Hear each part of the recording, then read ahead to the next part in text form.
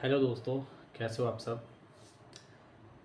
मैं आमिर इलाहाबाद से। ये मेरा यूट्यूब का पहला वीडियो और मेरा ये यूट्यूब का पहला नया चैनल है।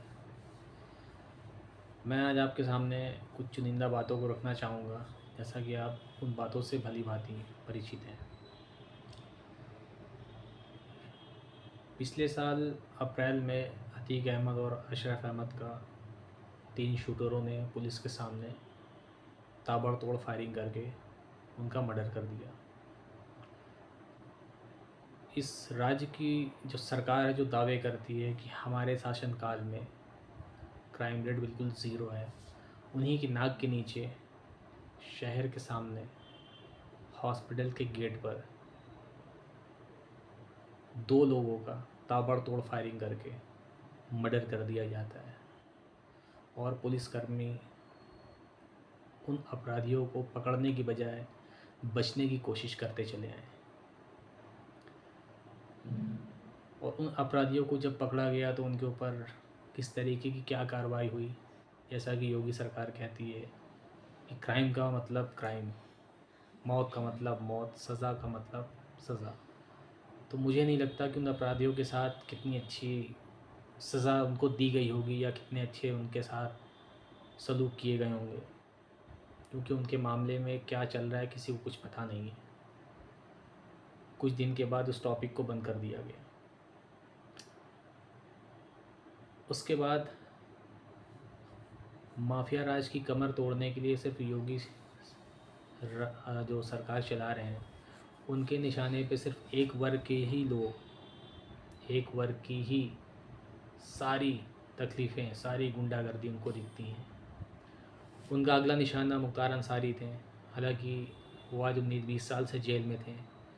उनके ऊपर भी अनाप शनाप एलिगेंस इधर के उधर के बहुत सारे लगते चले गए। एलिगेंस का एक पहाड़ खड़ा कर दिया गया, जो कि शायद अगर सही मायने में उच्च स्तरीय जांच हो तो कई मामले ऐसे निकलेंगे जिन पर उनकी कोई भी गिरफ्तारी होने का सबब बनता ही नहीं। खैर, 19-20 मार्च से मुख्तार अंसारी जेल में अपील कर रहे हैं कि मेरी तबीयत ख़राब है, मैं खड़ा नहीं हो पा रहा हूँ, मुझे जहर दिया जा रहा है। उन्होंने अपने भाई अफजाल अंसारी से ये बातें कहीं, अपने बेटों से ये बातें कहीं, पर पुलिस प्रशासन वहाँ पर सोता दिख रहा है। एक विधायक को इस तरीके से ट्रीट किया जा रहा है कि मानो वो 10-20 मर्डर करके आया हो। उनकी बात को दरकिनार किया जा रहा है, उनकी बातों को सुनकर इग्नोर किया जा रहा है। ज़्यादा प्रेशर पड़ने पे या अपने ऊपर हाई कमान से बात करने पर पुलिस वालों ने उनको ट्रीटमेंट के लिए भेजा। डॉक्टर ने वहाँ पर उनको एक ही दिन में फ़िट करके वापस भेज दिया जेल में।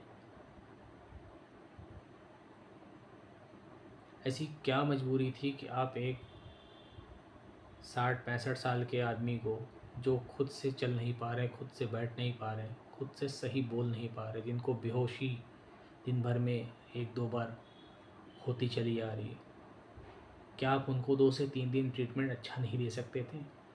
ऐसी क्या वजह पड़ी कि जो उनको ट्रीटमेंट इतना कराना पड़ गया? अगर वो आपसे या अपने मिलने वालों से ये बातें कह रहे हैं कि मुझे खाने में जहर दिया जा रहा है, तो ऐसी क्या मजबूरियां थी जो उनको जहर देने पर जेल के अंदर स्कीम बनाई गई? मेरा सरकार से अनुरोध है कि आपका चाबुक एक वर्ग पर बहुत तेज़ी से चला है, चलता आया है।